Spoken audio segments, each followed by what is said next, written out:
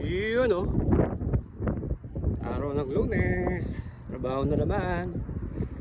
Dito tayo ngayon sa rooftop. Yan. Check lang natin. May isang bukas yung pinto eh. Baka merong nakapuslit. At magtambay. Maulan ngayong umaga. So yan, yung rooftop, merong butas na ganyan. Diretso tulo sa baba.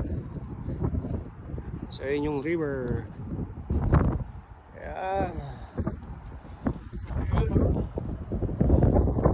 Ganda.